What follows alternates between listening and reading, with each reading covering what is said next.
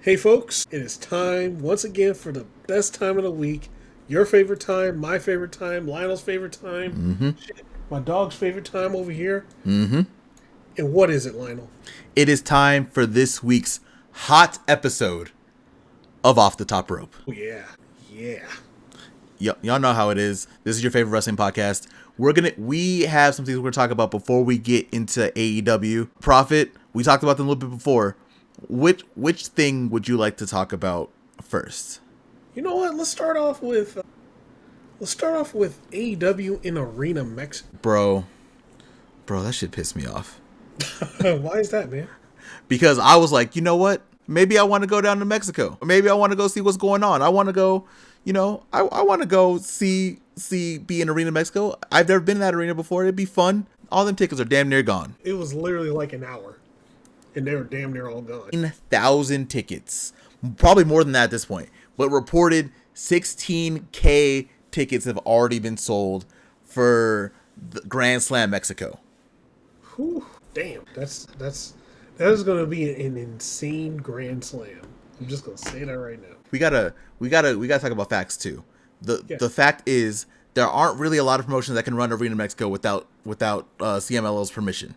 There aren't a lot of entities that can run Arena Mexico without some kind of CMLL, like anything, like allowance.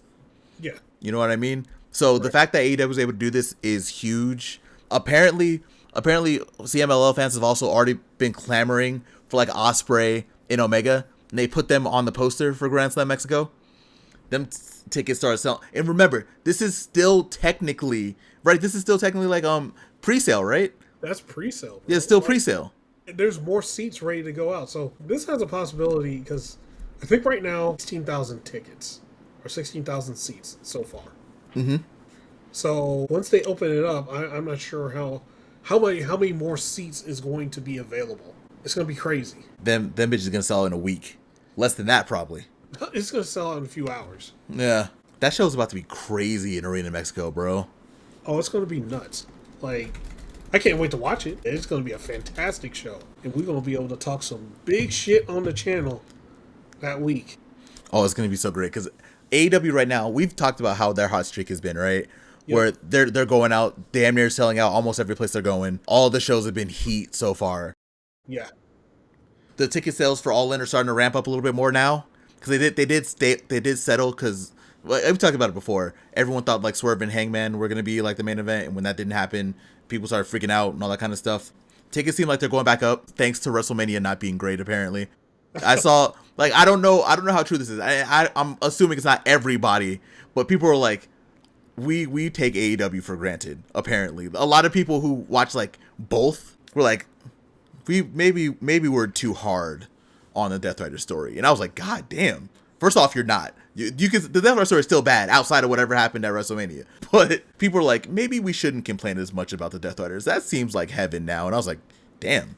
Yo, that bad? Come on. If you look at it, though, AEW's so-called worst story, right, is still putting out pretty decent, pretty good matches compared to that disaster that happened at WrestleMania. Like, none of those matches were good. Shit, we were just talking about Jey Uso versus Gunther. Gunther couldn't save that match, bro, to save his life. It's impossible. You can't save everybody. It's great. As great of a wrestler as Gunther is, you talked about it earlier. You can't save everybody. You just can't. Nope. It's just like we were talking about Jade Cargill and blah. I can't fucking talk right now.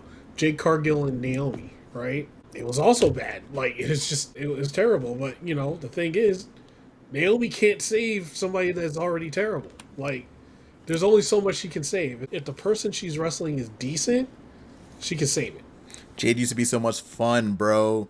Yeah. She was, look, I will be the one down the hill. I thought Jade was pretty good in AEW. And I thought when she left to WWE, I thought she was, because she already had the look. She looks like a WWE superstar. Oh, yeah. 100%. Like, for sure. So I was like, oh, yeah, they're going to push Jade to the damn moon. She's going to be fantastic over there. I mean, she won 2 WrestleMania matches, so, Yeah, well, but here's the thing, man. Like, how are you going to regress from where you were, right? That, her last match, because her last match was against Kris Statlander, right? That match was pretty good. Yeah. Actually, it was like one of her best matches, her final match, right? But you see her stuff in WWE. She has the Performance Center and all that stuff. She's just bad now. Like, she's not good at all in the ring. I feel like that's what like some WWE, that's what they, I'm not saying that they want bad wrestling. I mean, that main event with Cody and Cena was bad wrestling, but they definitely have a different style over there. It's like when you watch both of them side to side, and if you really watch AEW and everywhere else outside of AEW, and then when you watch WWE, you can tell there's a difference. In other places, they'll work like a little snugger, right? Like, they'll be able to like hit and stuff like that. It doesn't feel like you can do that in WWE anymore. Not really. No. Some people do it. Some people do. I won't take all of it away, but you know what? It's never on a pay-per-view match. It's usually on like a 5-minute match on SmackDown. That's when it usually happens, right? Like, speaking of SmackDown, they had that, I think it was the 3-way ladder match for the tag team titles. With, Tez and D'Angelo Dawkins. I think it was the Motor City Machine Guns. And I think the last team was DI. Okay. And, ladder match for a tag. That should have been on that match. They should have just took that and put that on WrestleMania, and they would have had one good match on the card. Yeah, I don't know, bro. Like, there definitely is a difference, right? But that's kind of, that brings us back to the point of being able to like run in Arena Mexico with AEW, because AEW and CMLL, as much as CMLL is all lucha for the most part, right? Lucha Libre company. It's very easy for other wrestlers in AEW to go down to Arena Mexico and wrestle, because they do it all the time. Like, yeah, they do it all the time. Mercedes has been there. Billy Starks was just recently there for her first time. Lady Frost goes over there consistently still. Yep. Because they don't put her on AEW TV, which is a shame. Like, a lot of people go over there, so it's easy to transition.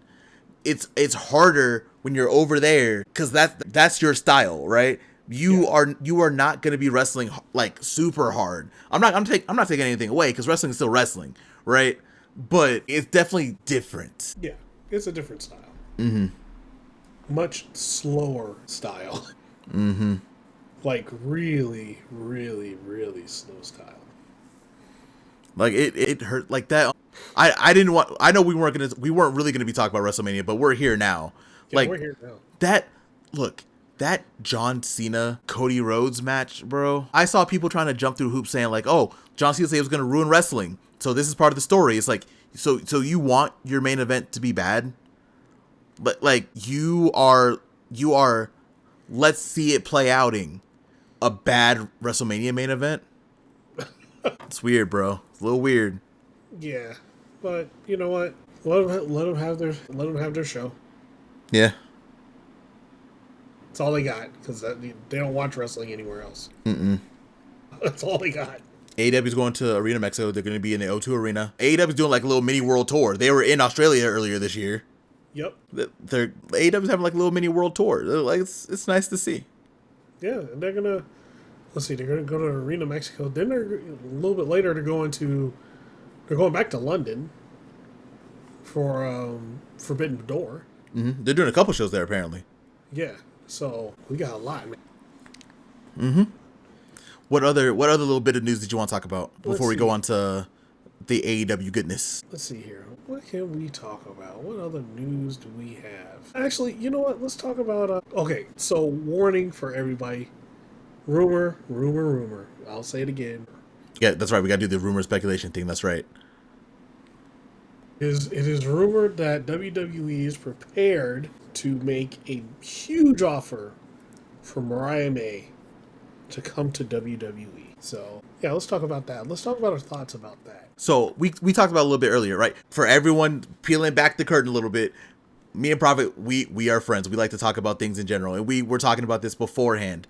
And I'm still kind of conflicted, because I feel like as much as I talk bad about WWE, like at this point we're the only podcast that actually really does it. Everyone else is afraid to do it. Like everyone talks bad about AEW, but I feel like if she were to make the jump, I don't think that that's that bad of a choice for her.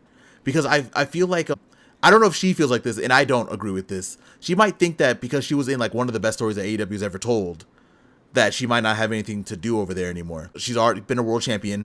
That world title reign, like low key, it has some low points in it because of really AEW not booking her as they should have. I don't know how much better she would be over in WWE, but no matter what, she has the look. Right. So I'm still conflicted on if it's a good call for her or not to go. What about you? What do you think?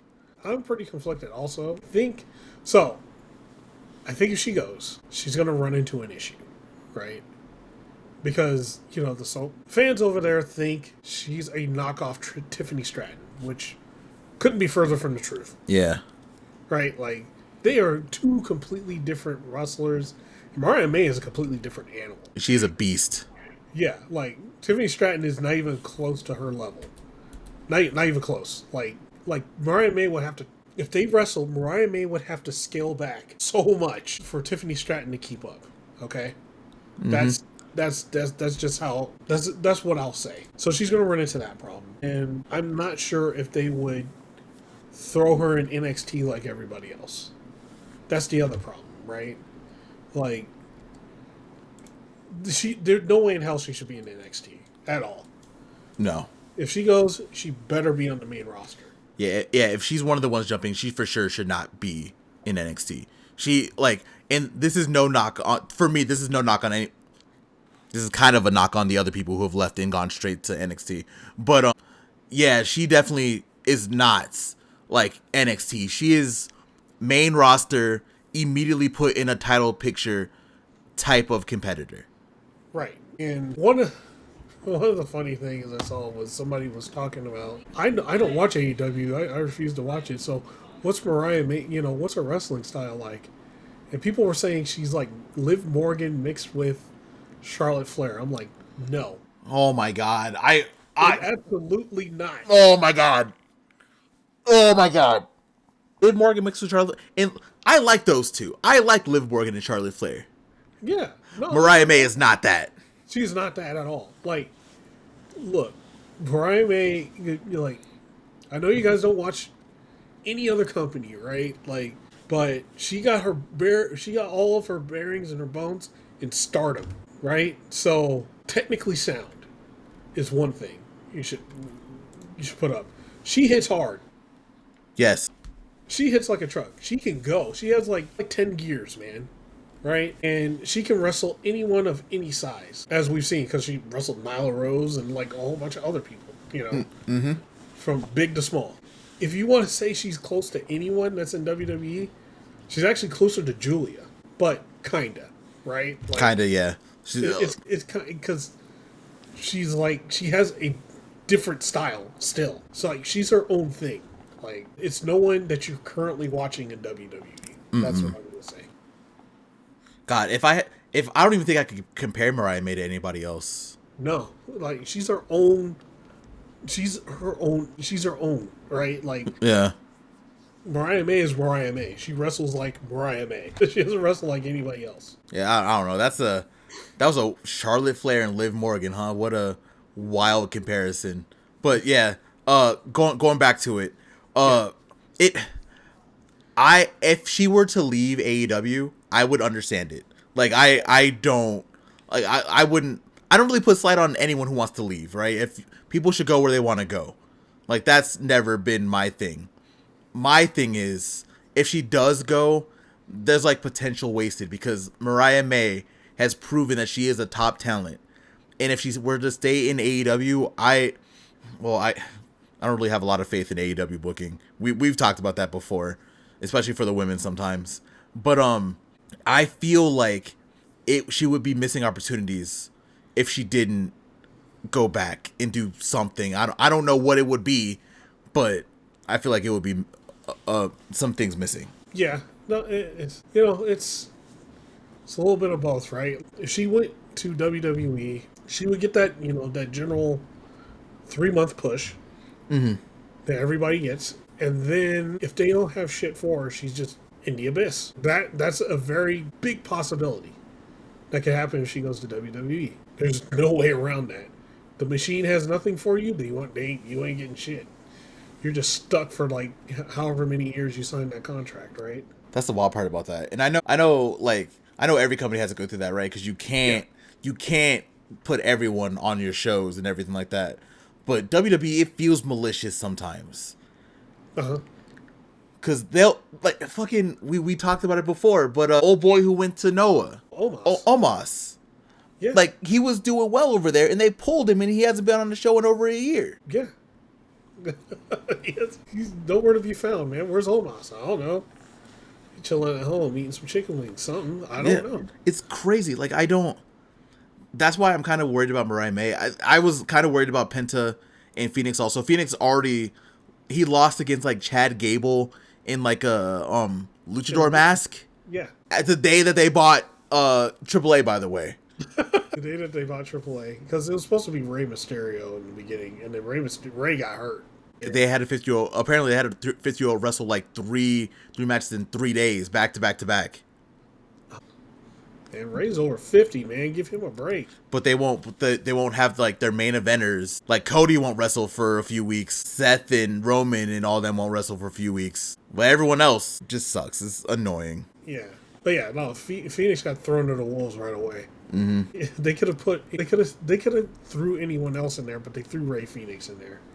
And I'm like, oh, that's what you signed up for, buddy. I still feel the same way about Joe Hendry, TNA World Champion, getting fed to Randy Orton in 2 minutes. I know a lot of people are like, now they sold out Rebellion, and that really helps, stuff like that. Like, no, like, we all understand that wrestling is what wrestling is, right? But you should still respect your world champions, right? Like, world champions can take a loss, like, that's fine. But you couldn't put anyone else in that spot. It had to be Joe Hendry. It had to be TNA World Champion. You couldn't put another TNA person up there? No one else? Yeah. Well, I'm just going to say, another reporter slash person said the same thing I said. So, in no planet in the last, 20, 30 years, would you take your World Heavyweight Champion to be jobbed out to somebody that's not even a contender in their own federation? Oh, they made sure to fix that, though, apparently. I saw that, but... Oh, yeah, they did it the next night.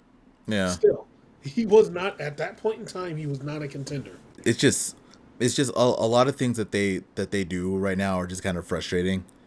That's, again, bring it back to Mariah May. That's why as much as I want her to go wherever she wants to go, and if that's her choice, that's her choice. That's great for her. I feel like it wouldn't be a great move, especially considering that they're not even paying more than AEW right now either. No, they're not. Like, you're literally just going over there for exposure, which is insane. The one thing, so as long as it's great, between both parties, her and AEW when she departs and stuff like that. I'm cool with it, and as long as she doesn't big time it, right? Like Miro, Aleister Black or Malachi or whatever. Mm-hmm. The list of those guys that were, no, it doesn't work for me, brother. I'm not going to take the pin. Right? As long as she doesn't leave doing that, I think we're good. I think she's gone already. I think if she is gone, she already had her last match against Toni Storm. That's what I think. Right. But I don't know. We'll see. We'll see what happens. Do you have any other news stories you want to talk about before? We probably can do maybe one more if you want to do one more. If not, we can go straight into Dynamite. It's up to you. Actually, you know what? I'll let you pick one. Do I want to? Depends how fired up are you. I'm kind of fired up.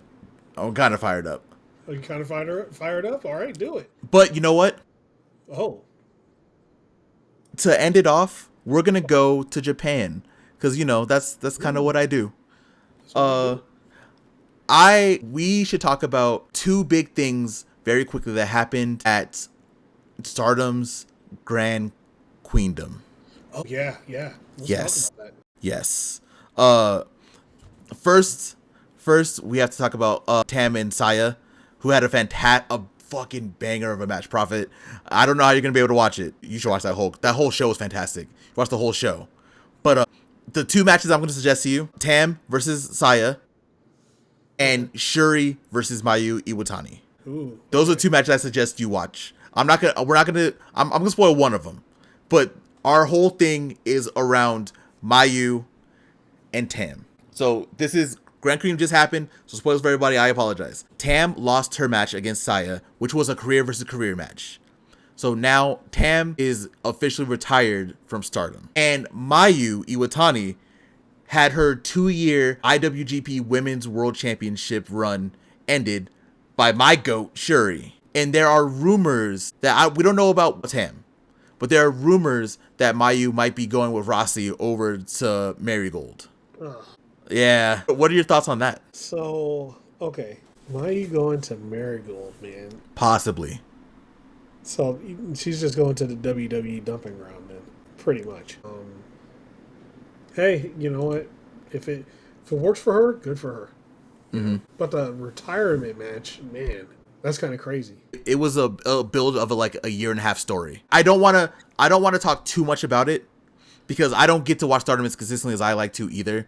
Uh-huh. But Queendom, bro, was a damn show. Well, don't we have another one too from that? Thekla? Or Tekla? Oh, Tekla, she might also be leaving Stardom. Because apparently, well, at the end of it, she got fired. Yeah. So we'll see what happens after that. And, you know, people are saying, the speculation is that she wants to come to, she's going to come to America to wrestle. It would make sense for her. She's always been really good. My favorite things with her are when her and Clark Connors were tagging every once in a while, randomly for those historic X events from New Japan and Stardom. But yeah, I can definitely see her coming somewhere in America. It's probably time. It feels like a lot of wrestlers right now are leaving the Japanese system. Sadly, we talked about Naito last week. We talked about Jeff Cobb leaving. We talked about Bushi leaving. Like there are a lot of people are freaking out right now about expectations, stuff like that. And then it didn't help that New Japan Global on Twitter, like today or yesterday, was like Wrestling Dotaku, because Wrestling Dotaku is going to be like next week. Wrestling Dotaku is next weekend, but instead of next, they accidentally said NXT, and then they immediately deleted the tweet.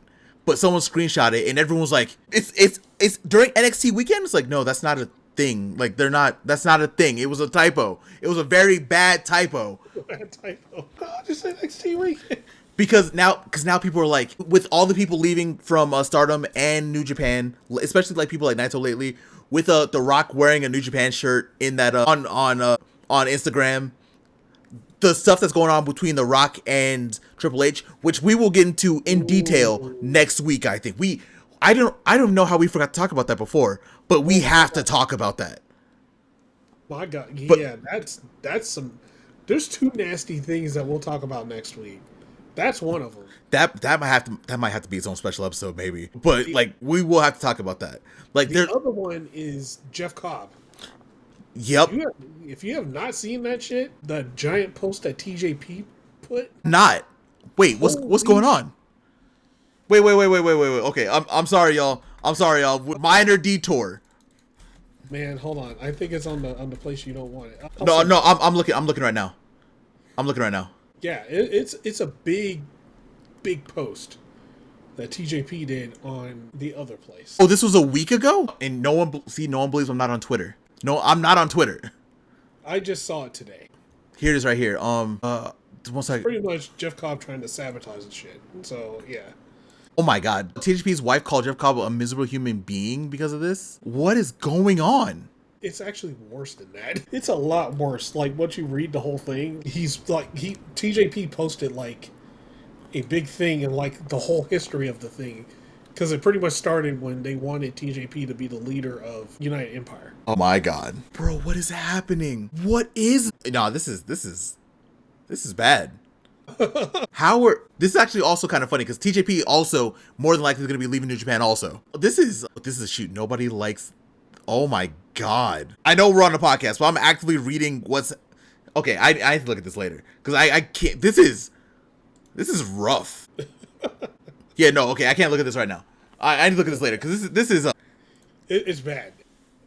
Yeah, I'm gonna have to look at this. I need to see this. Yeah, that's another thing we'll talk about next week, but yeah, that whole Jeff Cobb situation is not good. It's pretty bad. Next week is going to be all drama because we may have more from this Triple H Rock stuff. We have this going on right now. Yeah, that was going to be drama filled. But now we have hit our allotted time of news. Yep. So you know what time it is. It's time for that glorious show called AEW Dynamite. Yes, sir. And damn, do we have a good show it's in Lionel's hometown of New Orleans, Louisiana. You know how mad I was that I couldn't be there? They were in Lakefront too. I like Lakefront Arena. I like that arena a lot. Yeah, man. Shit, that crowd they were going, man. Listen, I'm not going to derail us for too long, but I have heard stories from before I was born about how big New Orleans as a territory was and how many people used to come through there all the time. New Orleans is a wrestling damn town, and I'm happy that some places are giving it respect. They got 4 hours of AEW. They're giving it respect, and I appreciate that. Well, they got, 4 hours of AEW and like 2 hours of Ring of Honor, right? Yeah. So, they got a lot. It was fantastic. That's good stuff, man. And you know what? Our show started out with none other than Master P. Coming to the ring. I was like, well, and if you guys did not know, he also owns House of Glory Wrestling. He does a lot for New Orleans. He not only does he own House of Glory, he has a basketball league out there. A lot of stuff going on that Master P has. He does a lot out there. So it was very fun to see him out there. Yeah, man. So he comes out, he introduces the Opps. The crowd they're pretty fucking hyped, man, for the Opps. Hell yeah. As they should be. The Opps is the shit. And, Samoa Joe got in the ring. They had to do to make him say, Every time. You gotta do it. You got the man in the ring. You gotta do it. Mm-hmm. He talked. One of the things he did talk about though was the thing that Master P helping out. He helps out the community all the time. Mm-hmm. And one of the things, I hope I got this right. The one thing that they did talk about was I think it's a program for student athletes. Big Blue UNO. Mm-hmm. I'm not going to say .com because if I say that and you guys go there and there's some fucked up place, I don't know. But just look it up or look up what Master P's one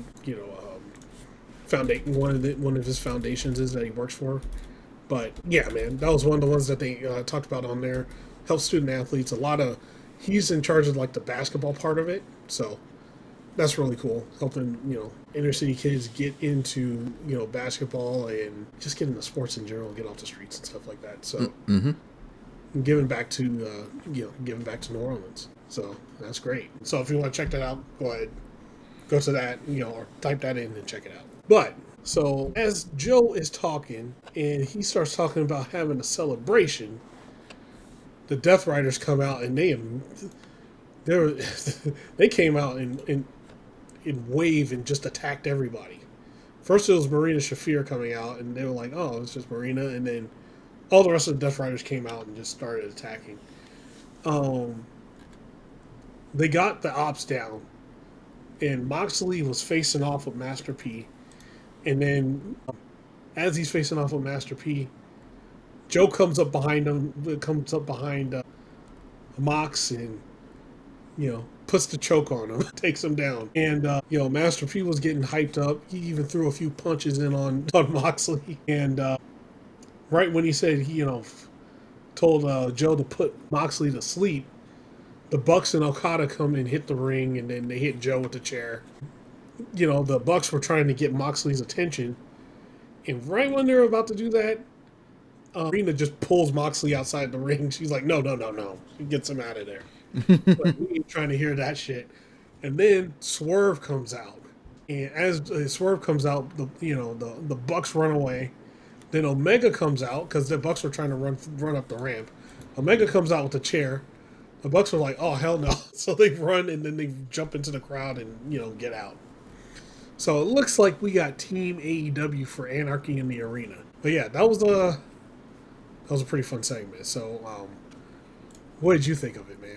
I really liked it. Master P Throwing a couple shots at Moxley too was also funny. Yeah, man. I really like this. It was like it was a clusterfuck in a really good way.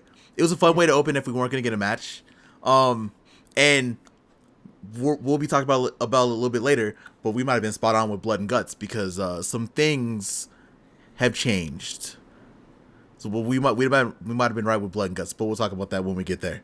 Blood and Guts? You mean Anarchy in the Arena? Oh, Anarchy in the Arena. Yeah, my bad. Yeah, but we'll talk about that when we get there. And so, right after that, we had the interview with Renee and the Patriarchy. And right as the interview starts, Christian Cage immediately takes that TV championship off of Nick Wayne's shoulder.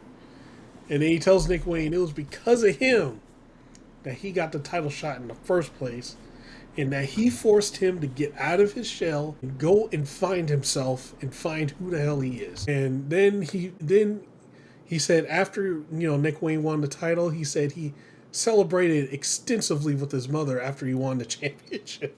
Lord have mercy. And then he said to Nick Wayne, see, that's what happens when, when Nick Wayne does what he says. And then Nick Wayne looks at him and is like, yo, this is what happens when you follow the plan.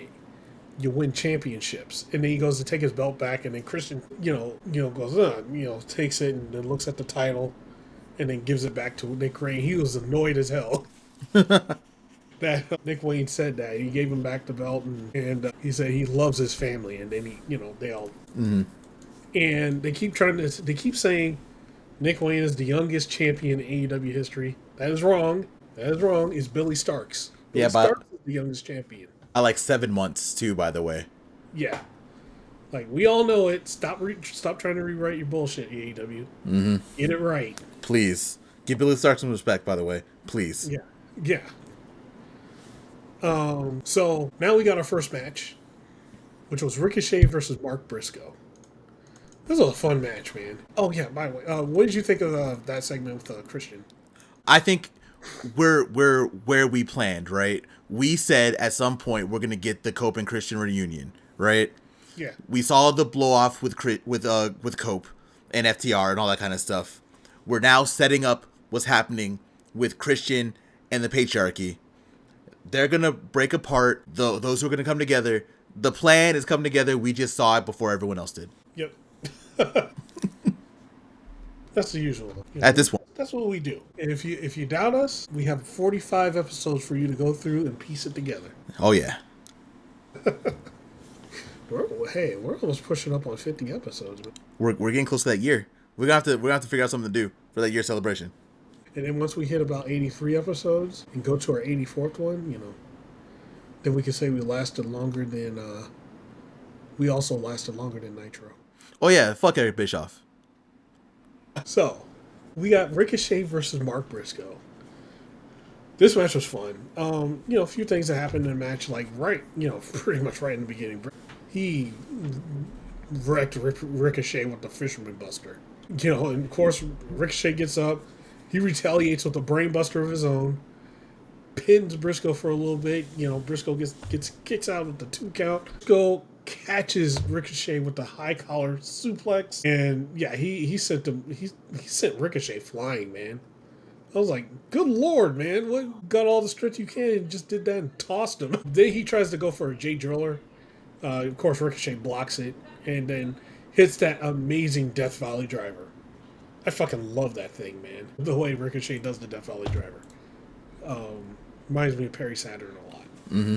But, there was another point where Ricochet, he does a springboard 450, which he usually does and it's fucking effortlessly. It's just Ricochet. He's that guy. Oh, yeah. Briscoe, he kicks out, of course. Let's see. And then, a little bit more into the match, hits a giant lariat, gets a good near fall for that. Ricochet was trying to cheat. He got, putting his feet on the ropes while he's trying to pin Briscoe for the leverage, which ended up backfiring because Briscoe rolls him up, reverses the roll up, and rolls up Ricochet and pins Ricochet and takes the win. So at the end of the match, Ricochet he goes outside. He's so mad. He goes outside while Briscoe's, cheering and stuff like that. He gets a chair, he blasts Briscoe in the back with the chair, and then he goes, I think it was inside the turnbuckle, he pulls out the scissors. Mm-hmm. It was like in there the entire time, apparently. Yeah, and so right before, as he's taking out the scissors, he has them out, he's about to, hit Briscoe with it. Kevin Knight runs down, and then Ricochet goes out of the ring to try to attack Kevin Knight. He misses. Kevin Knight fucking right hands him in the face, and he falls down, drops the scissors, and Kevin Knight's like, "Hey, come on, go get the scissors." And he steps on the scissors, and Ricochet's like, "Oh, fuck this," and he runs away. So yeah, that was the end of that. So that was a fun match. What did you think of the match, man? I actually really enjoyed this match. I'm not gonna lie. I was not expecting Mark Briscoe to win, but I'm happy that he did. Also, just to call a shot, this is what you do in a wrestling company, and this is why some of your favorites weren't on AEW TV, because they wouldn't do what Ricochet just did. By the way, but it was a really fun match. Ricochet and Mark Briscoe both look great. Mark Briscoe stays high up like he is. Also, commentary was like really good about talking to everyone, saying like Mark Briscoe really ain't a singles wrestler like that. Like he's just like over the last like couple years, he's really just starting to get into a singles groove. So it was like nice to see. And then seeing the end with Kevin Knight and Ricochet, that's gonna be a fun feud, bro. Like yeah. I didn't know I needed that until we saw that thing last week when they were in the back, and I was like, oh yeah, this match is gonna slap. He being Kevin Knight is gonna be leaving soon for Best of Super Juniors. So I don't know if they're gonna do the match before that or after that. I don't know what they're gonna do, but I would definitely like to see that match sometime soon-ish. Please and thank you. Well, what will probably happen is because he has the other one he's confused with too, with Speedball. Mm-hmm. So it's probably gonna be him and Speedball first, and then when Kevin Knight comes back, it'll be him and Kevin Knight. I mean, I'm down with that. The tournament starts May 9th, by the way.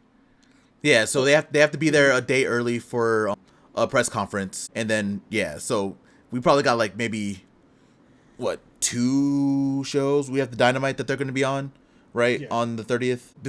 That Collision on the 3rd might be the last time that we see both Nick Wayne and Kevin Knight for a month. For a month, yeah. Yeah, so definitely, I think you're right. They're definitely going to do Speedball in while we wait. Yep. So either he's going to get attacked by Ricochet and Speedball steps in, and then like we all know he's going Super Junior, so there's no reason to say like, oh, he's not going to show up for 4 weeks and then come back, right? Mm-hmm. Yeah. So I for sure think it's going to be him and Speedball. So next up, we have FTR. Oh God. Stokely. Shivani, he was begrudgingly announcing FTR to come to the ring, but Stokely interrupts him and gives him, he interrupts him, and then he properly calls out FTR to the ring, giving them their accolades and their flowers. Mm-hmm. And before he talks about a bunch of stuff, he pretty much lists off, or it says the most common sense thing. He's like, hey, they got a suspension for just doing a spike pile driver and was about to pile driver Tony Schiavone. Meanwhile, there's been arson attempts, attempted murder, terrorism, all kinds of things. He listed everything that had happened in AEW, and no one got suspended. So, and then he announces that their suspension has been expunged from their permanent record, and also that they'll get paid back for the fine. Oh, nice. And then he says he is now FTR's agent, and if you want to have a conversation with FTR, they got to go through him first. And that's pretty much, he announces himself as their new agent. And then he tells Tony Schiavone to do his thing, and Cash starts talking, and he talks about what happened last week and that it was Danny's fault, and that 2.0 was the ones that picked a fight pretty much they picked a fight they weren't ready for. Mm-hmm. And, I'm not going to lie, FTR is right on here. Cash is right. They walked up to FTR picking the fight. Yeah. And FTR beat the living hell out of them. They damn near killed them. And then he also talks about how they put everyone first and, help numerous people get title runs and things like that. and they got nothing in return. And they're sick of it pretty much. And then Dax. So, all right. The second I saw the Rock and Roll Express in the crowd, I was like, oh man, they're going to kill Ricky Morton again. Every time. Every goddamn time. So, Dax then calls out the Rock and Roll Express to the ring. And then Dax becomes the most salty motherfucker on the mic. He would say something, and then he would ask Ricky to comment on that, and then he'd take the mic away and start talking again. And then Ricky Morton got pissed, and he got tired of it. He was like, hey, you're not going to sit here and embarrass us tonight. Stokely then jumps in and says, hey, they got new merch. And he's like, you know what? I think you're going to enjoy it. And what the shirt said when he opened it up, it says FTR Living Legend Killers. And he's like, Ricky, this one's for you. And he throws it at him. And then Dash and Cash just go to work. They beat the crap out of both guys. And then they spike pile driver Ricky Morton. And then the Paragon comes in and runs him off. And, that's the end of it. Look, I love that segment. It's like one of my favorite segments. Bro, FTR is where they belong again. This time they're when they first came to AEW, they were heels also. But, I mean, they were also bad then because people forget this. The reason why Hangman was an alcoholic and became what he became was because of FTR fucking with the Elite. Yeah. That's what Hangman...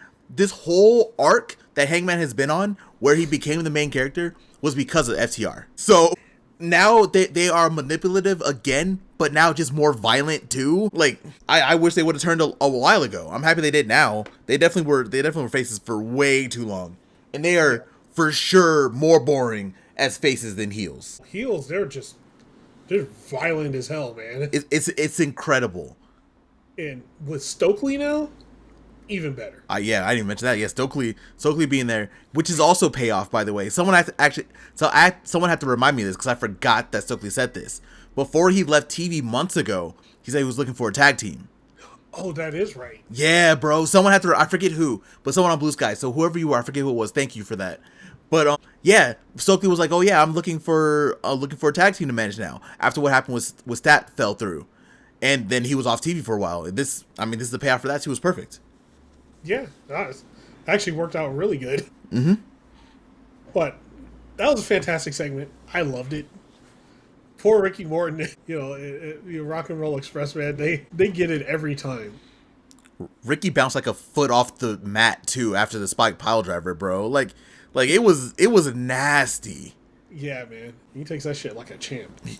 He is like 70-something years old doing that still. Yep.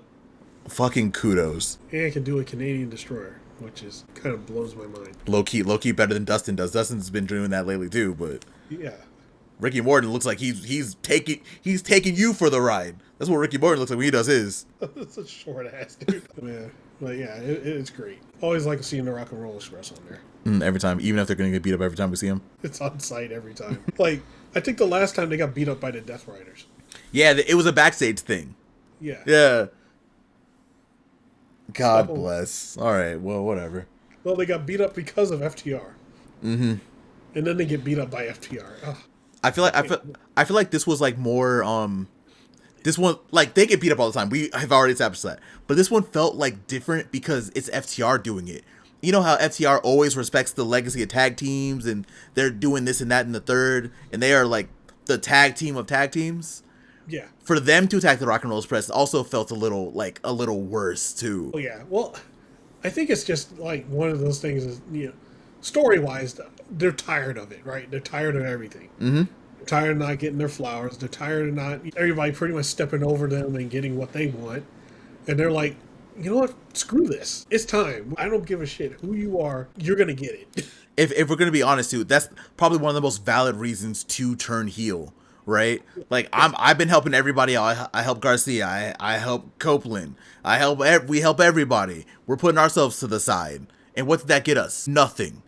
So we're just going to take what we want. And I mean, it's valid. I mean, there's still pieces of shit, but it's valid. And then Dax with those hand gestures, man, they kill me every goddamn time. God, he definitely turned those up. And the way he was interrupting, when he would ask Ricky a question, he would hand over the mic and then take it back and just Why were they not heels long time ago?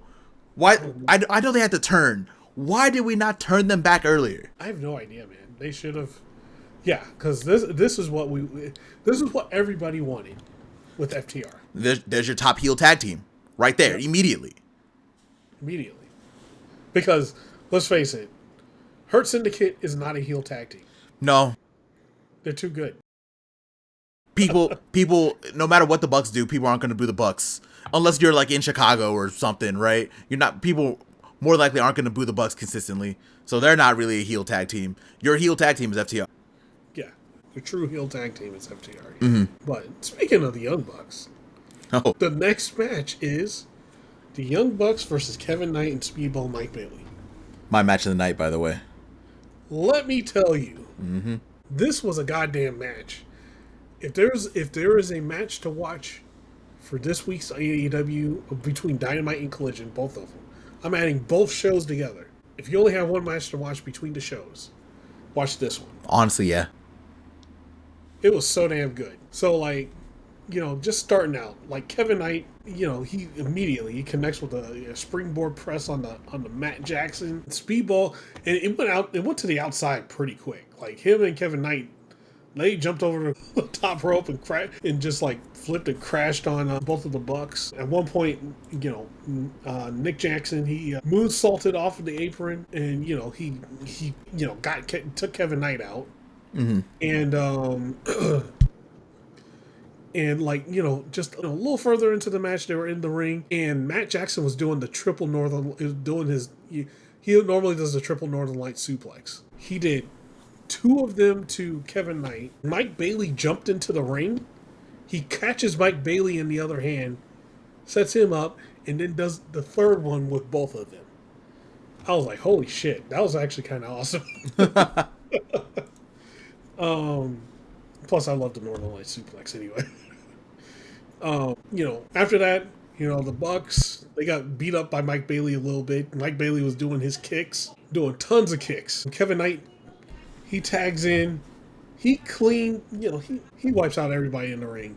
He does that amazing drop kick. There's only few that have amazing drop kicks like that. He's one of them. That super high flying flipping drop kick, man, that is ridiculous. But he hits them. He has a ton of offense. Kevin Knight, he body slams Matt Jackson, and then he does the UFO splash. This was all in the ring still, and the UFO splash is like when he does that. It looks like a frog splash, but they're like turning around in a circle, like halfway. You'll know it when you see it. He jumps off, does like a frog splash, but he's like turning at the same time. The what do you call it? The UFO splash, I think that is what he calls it. Yeah, the UFO splash. But, that was cool as hell. So the Bucks. So a little bit after this, the Bucks are on the floor. They because they both got knocked out by Kevin Knight and Mike Bailey. They're about to do something off of the the guardrail on the side. They both have they both have Matt Jackson. He's like, oh no. Nick Jackson, he comes by, he knocks down Speedball, and then he puts Kevin Knight on his shoulders, and then they hit the Doomsday device on Kevin Knight, and and then they roll him into the ring. Mike Bailey goes in. He tries to... Mike Bailey, he goes in the ring also. He knocks them both back outside the ring. He runs. He does a moonsault. Matt and Nick Jackson catch him. Matt's holding him in the tombstone position. Nick Jackson pretty much runs across like one side of the guardrail to the other one, and then they hit the Meltzer driver on the outside of the ring. That shit was crazy. And then they go back into the ring. They have Kevin Knight, and they're about to do the EVP trigger. They call for the EVP trigger. Kevin Knight reverses. They then try to clothesline him. He jumps over the clothesline attempt, and then he does the backflip, does like the double Pele kick to both of them. He rolls, and then he runs. He rolls up, then does a double DD, and then he goes on the top rope. And when he's about, he's close to the top rope, and then Ricochet holds his leg. Punk-ass Ricochet came out and got him. Got his revenge. So he couldn't do anything. And then, once he got Ricochet, off of him, he tries to jump up. The Bucks catch him, take him down, and then they hit him with the EVP trigger to get the win. That was an amazing match. What'd you think, man? Like you said, I thought this match was incredible. This was also the Bucks' first match since, funny enough, losing the IWGP heavyweight tag titles to Naito and Hiromu. It feels like a fever dream at this point because they don't have, like, we are 2 champions removed from that. It's a whole thing, but the Bucks are proving again that they have never lost it. Bucks are proving again that they are the GOATs of tag team wrestling. And I saw that Matthew put up like a heartfelt message saying like, we still do this because of you, the fans. If y'all didn't support us the way you do, if you listened to all these clickbait articles, we probably would have been done right now. So it feels, I don't know what it is, but it feels like the Young Bucks are like motivated again. Plus, it helps that I'm pretty sure they both like Speedball and Kevin Knight. They had a damn barn burner of a match, made them two look good. And Mike Bailey and Kevin Knight, who are 2 tag team specialists, by the way. Those 2 can tag with anybody and be perfect. They can easily be tag team champs whenever they want. Just incredible all the way around, to be honest. No notes. Yeah, no, both of those guys are just insane. And I think that just the main thing is, it's funny, right?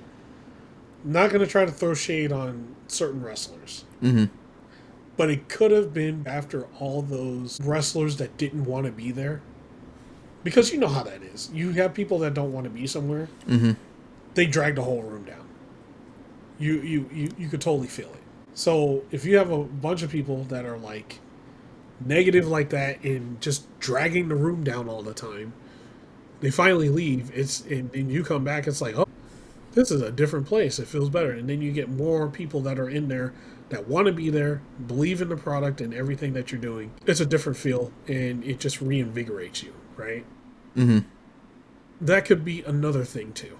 You know what? I'll call him out. Fuck it. I'm in a bad mood. Miro. Malachi Black. Literally, Malachi Black held down the rest of the House of Black for years because he didn't want to do anything in AEW.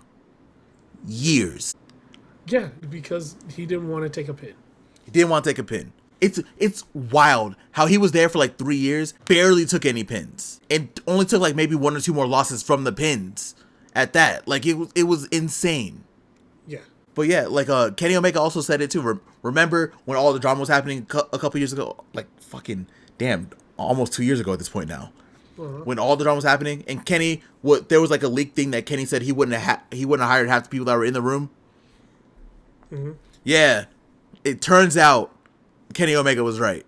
And when you get the toxic people out of the locker room who don't want to be there, it feels like you want to go to work. It's crazy. Crazy how that works.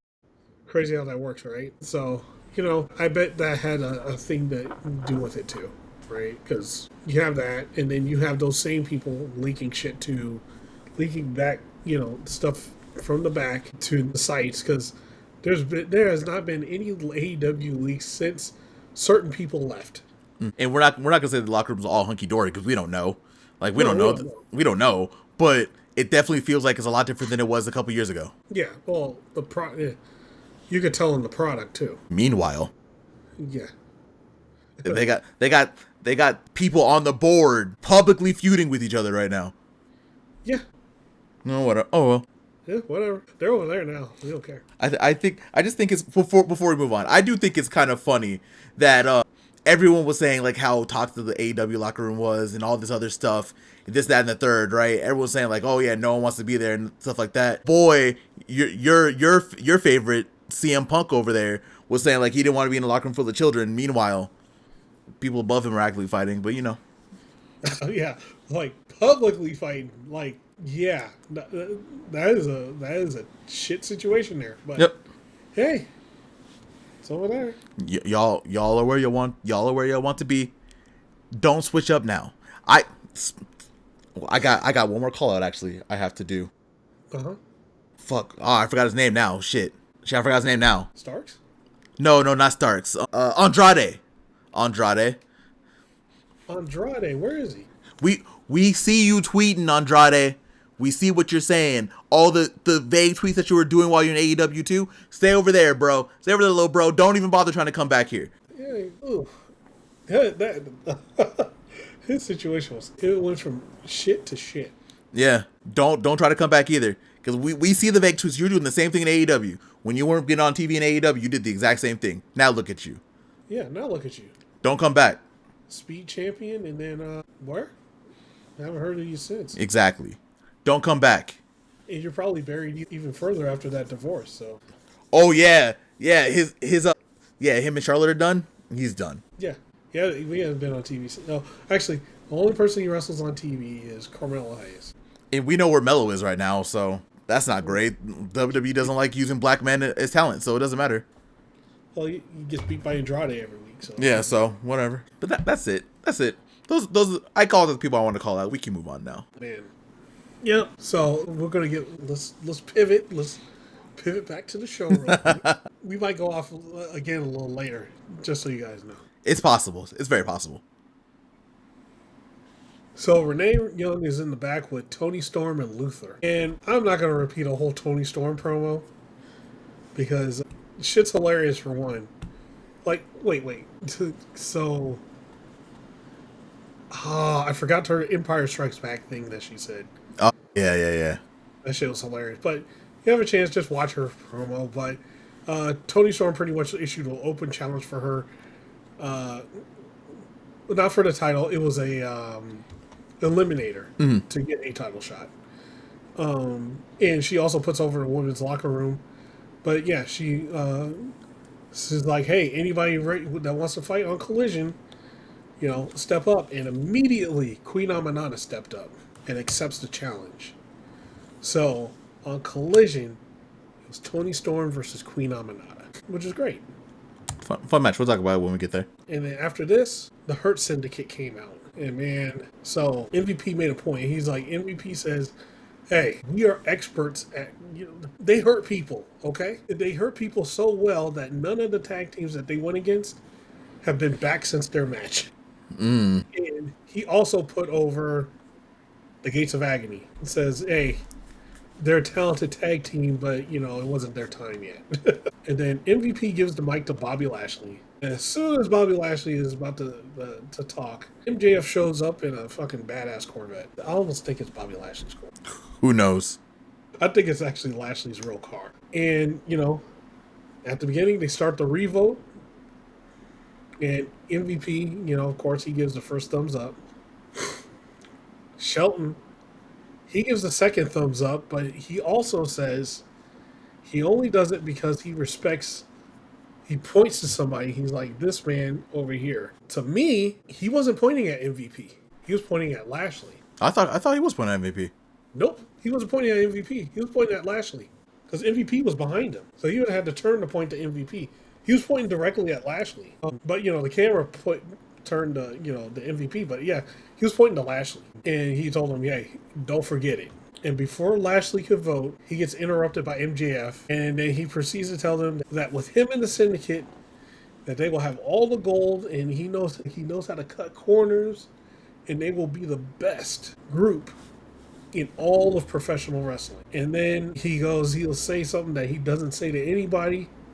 And he struggles for a minute to say he's sorry to Bobby Lashley. And, after that, Lashley was about to vote again, and then MJF interrupts him. He's like, hey, if you give me the thumbs up, I will give you that car. And then Lashley was like, oh, yeah? Let's go see the car. And then they all leave the ring, and then they go to the car. They get to the car, and Lashley's like, hey, yeah, give me the keys. And, him and Shelton get in the car, and he's like, hey, you don't get the car until you vote yes. And then Lashley gives him a thumbs down, and then he drives off. What's MJF gonna do? He doesn't do shit to Lashley. Exactly.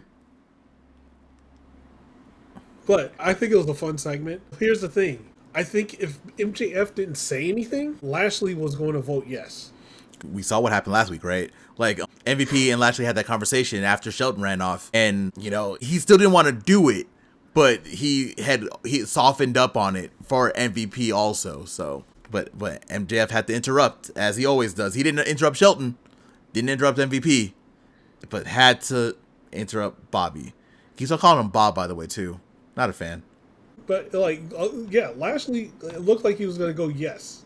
right? And then MJF stopped him. And then he stopped him like 3 or 4 different times. So at that point, like, Bobby Lashley was probably like, all right, I'm annoyed. I'll do the yes later. Mm-hmm. I'm just going to fuck with him and say no tonight. I think we can go on like a whole thing about MJF. Like, if we really want to break down like MJF, like his insecurity, like he's trying really hard to get into the syndicate. You're going to talk about the next segment pretty soon, but I want to tie that into this also once we get there. But there's a lot to MJF right now, and him getting like just denied over and over and over again. Yeah, people are gonna say like, oh, this is MJF being soft. Once you talk about this next segment, I will go to my next point. So you're all good. Okay, so next segment, we have Renee with Hangman and Adam Page in the back. And as you know, there's never a segment where Adam Page can do a full thing without getting interrupted. But Adam Page was doing this thing. He was talking about Kyle Fletcher. And then he's like, yo, next time I see Kyle Fletcher, I'm going to put his ass in the ground. Immediately, as he was about to keep talking, he's like, oh, it looks like somebody wants to interrupt, so bring your ass over here. And it was MJF. MJF was talking to Adam Page, and he said, you know what? He was going to join the Hurt Syndicate and reclaim the AEW World Championship. But, some of the things he said was that Hangman was like, what makes you think you're going to get into the Hurt Syndicate? And what makes you think is going to give you a world title shot? Because you lost against me already. And, I would have, if you were in the Owen, I would have beat your ass too. Pretty much. You skipped the Owen because you didn't want to be in it. You probably would have, Adam Page was saying that you probably would have lost. Mm-hmm. So MJF eventually gets mad and, he talks to, says to Heyman, he's like, you think you're a badass because you're in the Owen Cup. If you get into the finals, you're going to do what you do best, choke. And then MJF walks off, and as he's walking off, Adam Page, with his funny-ass one-liners, because he does it twice this week, he's like, I'll give you something to choke on. MJF is walking away. The Hangman people who we're going to get into deeper in that podcast. I'm gonna talk pretty bad about them later. But they were eating this week, because Hangman had all these wild one-liners this week, and it was just it was insane. He's an insane person. He's a crazy person, man. So, what did you think about the segment? You don't think the Syndicate heard what MJF was talking about? He basically admitted that he was just using the Syndicate to get in to win the AEW World Championship, taking the easy route. Uh-huh. You don't think that any of them heard this? This is going to be the turning point, because now MJF is going to try to come out and do what he did before, and Bobby's going to be like, nah, we heard what you said. You want to use us to get the World Championship? That's what you said? You think you're going to be able to get in here and do that? And the MJF's going to die. Mm-hmm. See, if they would have put him in this week, then MJF would have got all big-headed and done this and stuff like that, right? Now, he ain't getting the Syndicate unless they do that stupid thing that a lot of wrestling companies do, AEW included, where because they're not there, they're not going to know what's going to happen. And I hate when every company does that. They should know that MJF is trying to use them for the World Championship at this point, because he admitted it. And then they should kill him.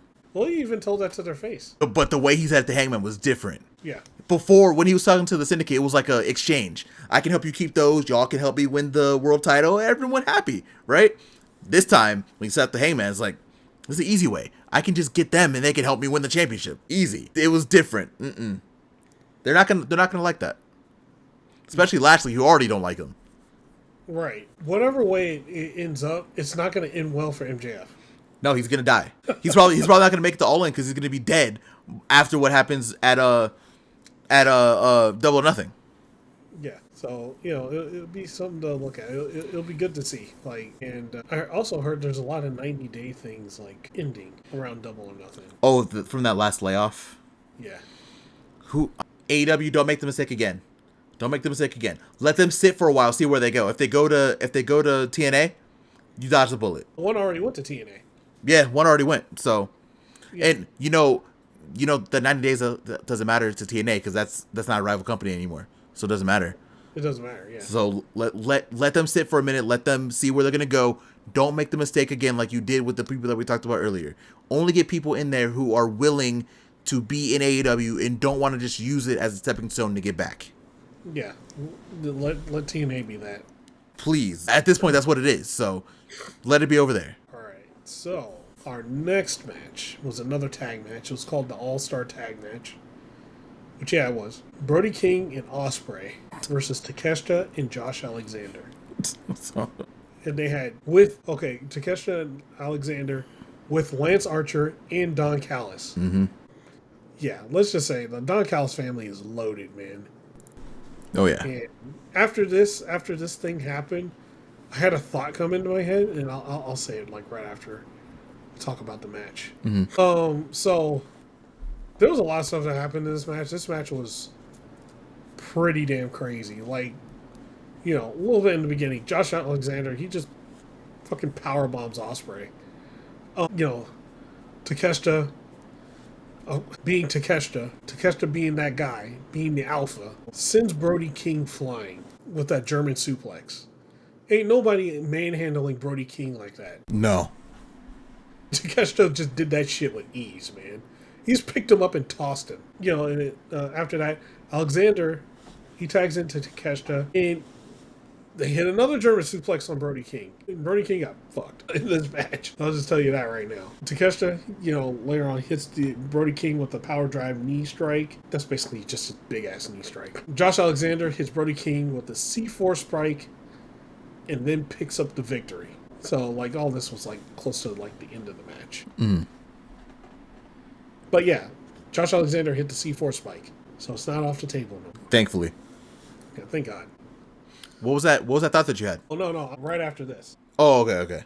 After the match, Archer chokeslams Will Ospreay. And, pretty much the Don Callis family is just beating down Brody King and Ospreay. And before... and then Kyle Fletcher comes to the ring. And, of course, he's all cocky and ready to, mess up Ospreay some more. But before he can do anything, Hangman Page starts coming to the ring. But he gets jumped by Roppongi Vice. And Kyle Fletcher, they get Hangman in the ring. Kyle Fletcher hits Hangman with the Brainbuster. And the Don Callis family is standing strong. So my thought now, and it's an interesting thought, it would be a heel versus heel team. Heel team versus heel team, though. Mm-hmm. If it wasn't Ospreay that won the tournament, what if it was Kyle Fletcher? That means we would have to do a redo of Fletcher Ospreay again, right? Because Ospreay's already in the finals. No, I mean, what if Fletcher who wins the tournament? Yeah, no, I'm saying that means the finals would be Fletcher Ospreay because Ospreay's already in the finals. I mean he wins the Owen. Yeah, no, I'm with you. What I'm saying is that means the finals would be Ospreay and Fletcher because Osprey's already in the finals. So they would be a redo of that match. It would be a redo of that match, but this time Fletcher wins, but then after that it's the Don Callis family versus the Death Riders. I feel like they want. You know what? I don't even know what AEW wants anymore. I'm not gonna lie to you. Who knows who's gonna take because whoever is gonna be at All In has to take the title off of Moxley. Yes, that's what I feel like, and it could be a heel team for sure, right? But that means then what would Ospreay do? Because Ospreay right now has done nothing since the thing with the Don Callis family. He hasn't done anything. He's been around. Just in matches, right? So where would he go for All In? Because he's on that card. Yeah, but I just think it would be interesting because at that point, the Death Riders are outnumbered completely. They'll be the ones. They'll actually be the underdogs this time because there's too many in the Don Callis family. Yeah, because they're stacked up right now. And there's no way they're getting past the Don Callis family. That would be interesting because that would if they were to do that, I would assume. That means the main event would be Fletcher and Moxley for the world title. And I would assume that Moxley retains. That would be my assumption. I don't think, as much as I think Fletcher is a world champion and he's going to be a world champion, if they put Fletcher there, that means they're for sure waiting for Darby. Sure. I think that would be interesting to do. But it's more likely Ospreay going all the way. Yeah. He's going to be that guy. I think the only reason that's why we already said it before. The Owen on the men's side feels very easy. It feels like it's just Ospreay's to win, right? Right. Because Ospreay doesn't have anything else to do. They would have to make something up for him going into All In and Double or Nothing technically. Well, I guess not Double or Nothing because he's already in the finals for Double or Nothing. Right. So he's there. But yeah, and I don't. That also begs the question, because if Ospreay does win and Moxley still retains, what's gonna happen? Like, is that I feel like people give. I feel like no matter who wins the Owen, everyone's going to expect that person to beat Moxley. Because right now it could be either Hangman, it could be Fletcher or Ospreay, right? Yeah. One of them. Well, I guess not Fletcher. As much as I would like Fletcher, it feels like either Hangman or Ospreay would take the title off of Mox. Right. But if they don't, even if Fletcher gets there, and if they don't, that is a very scary thought. Yeah, that's interesting. I wholeheartedly think that Ospreay's gonna win the tournament. And he's gonna win. Wait, I forgot to put speculation. Yeah, fancy booking. But what you're saying is interesting too, because this would be if it was Fletcher, it would be the first time that the Death Riders would be outnumbered. Like, yeah, completely outnumbered, and it's not fodder, right? And it will be people who are willing to go low down and dirty with them, because all the Don Callis family is willing and able to go low down and dirty. Right. I don't think AEW is gonna be that interesting though. I think they're gonna go with the safe bet. They're gonna do first. It should be Hangman and Moxley, but it's probably gonna be Ospreay. Because the only reason I say that, because I don't know what Ospreay would do. Ospreay has had nothing really to do. Like this tag team match, for example, him and Brody King, random is random. Okay. Oh no, it's for Brody King to take the pin. But Exactly. The second I saw Brody on there, I was like, oh, I know it's taking that pin. The random of random pairings. Yeah. But yeah, it's interesting. I think we'll have to talk about the All In main event probably like on our Double or Nothing episode. But yeah, it just feels like Ospreay. Like we already said, the man one was kind of boring because we knew Ospreay was gonna win. That's why it'd be interesting if like Fletcher or Hangman won. It would be. I know the Hangman fans would love that, but oof, that means that expectation goes like tenfold, right? Like, exactly. But Hangman wins. But they're already setting everyone up for failure because of the MJF segment they talked about earlier, where MJF said was that Hangman's going to choke. It already feels like there's some expectation for Hangman to lose in the finals.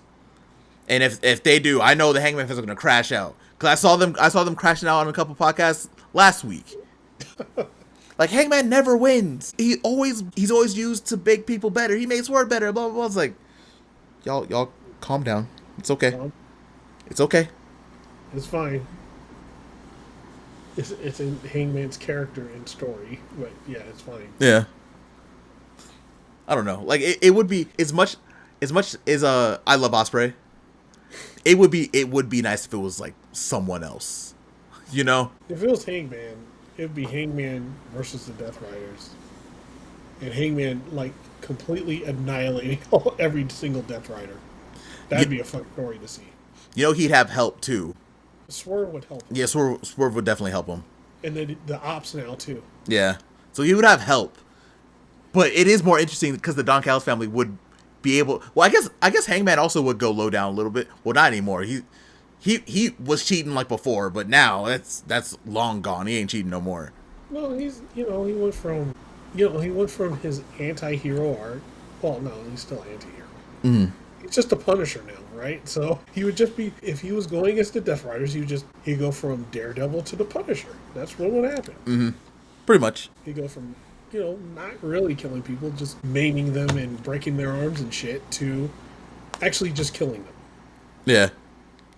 I can see. The only one that I'm sad about is like, it feels like if Fletcher were to get there, that means that probably wouldn't be the main event, more than likely. Even though Fletcher is like a main event talent, I don't feel like they would put him there. I don't know. Yeah. Well, if you have Omega Okada, that's just a whole nother story, right? Like, if you're gonna have Omega Okada on that card, that is your main event. That is the main event. Yeah. Right? Like I don't. At that point, I don't blame you for not putting it on the main event. I feel like Double or Nothing's going to tell us a lot about what's going on. Like, after Anarchy in the Arena and after the both Owen finals, we'll have a really good idea about what All In's going to be. Yeah, I agree. It's gonna give us a clearer picture. Actually, we'll start to see the pieces fall in Wednesday. Actually, right? Honestly, yeah. Because we're gonna find out who's in the finals of the Owen for the men's side. Mm-hmm. Are they doing the women's one too? Or no, They're, that's already decided, right? It's Mercedes. You're gonna get there. You're gonna get there. We'll get there. yep. I forgot that was on Dynamite. That's right. That was on Dynamite. Speaking of, I almost spoiled it. I was like, oh yeah, well, that was on Wednesday. It's been a long week. That was on Wednesday. Yeah. speaking of, we have Kris Statlander versus Jamie Hayter, and let's see. This was a fun match, right? I feel like they were a little rushed though on this match. Yeah. They got less than, I think they got like 12 minutes for this match. They needed like 15 to 20 for that full experience. Mm-hmm. But you know, here's some of the highlights. Hayter, she hit a big German suplex on Kris Statlander, and then she followed up with a double knee strike in the corner. Statlander, she knocked down Hayter with the leg sweep, and then she tried to do a moonsault. Statlander tried to do a moonsault and missed because Jamie Hayter moved out of the way. And this was on the floor. There was the inevitable thud that always happens on that damn floor. Mm-hmm. In the ring, Hayter, she hit Kris Statlander with the hate breaker, which is that nasty backbreaker that she does. Statlander, she came back, hit a 450 splash, got the 2 count, got the 2.9999 count, and Hayter, she came back. And then hit that new lariat that she does, and pin Kris Statlander, going to the finals of the Owen. And after the match, of course, we couldn't end the show without the CEO, Miss Mercedes Moné. And she came out, she walked onto the stage, and she started taunting Jamie Hayter. And they were getting a little heated. Then Jamie Hayter was like, "Come on into the ring. We can do this right now." And Mercedes was like, "Nah, I'm just going to sit here. I'm going to show all my belts, and I'm going to dance." And that was the end of Dynamite. So, the finals is Mercedes Moné versus Kris Statlander on the women's Owen Hart tournament. Jamie Hayter. Yes, versus Jamie Hayter. I saw Statlander's name, and I just immediately said Statlander. That's what we all... Okay, this is going to have to be a conversation. I feel like we're going to talk about Collision. We'll get there. Not a lot happened on Collision, so we can probably kind of get through that. We have to talk about this the women's Owen Hart Cup, right? Yeah. Because I feel like everyone kind of assumed fancy booking. That's most likely gonna happen. Everyone kind of assumed we were gonna get Kris Statlander here, right? Everyone kind of felt like it was gonna be like her time to possibly win the Owen. And if we're gonna be completely honest, if we're talking about people being built, Kris Statlander with those 2 losses to Mercedes felt like she could have been built up to beat Mercedes for the first time, like actually pin her for the first time in AEW. Yeah. But Jamie Hayter is interesting, right? Because Jamie Hayter is a damn good wrestler, right? Also a former world champion who actually, she did get beat for her title, but she was hurt when it happened. Wait, but who beat her? Fucking Toni Storm. Who has the title? Yeah. The story is there. The story is there. The run back, right? Mm-hmm. That she never got. Yeah. She has a legit reason to say she lost the title, the title that she never got, got a chance to get back. She got jumped by Outcast Toni Storm. Yeah. But this is not Outcast Toni Storm anymore.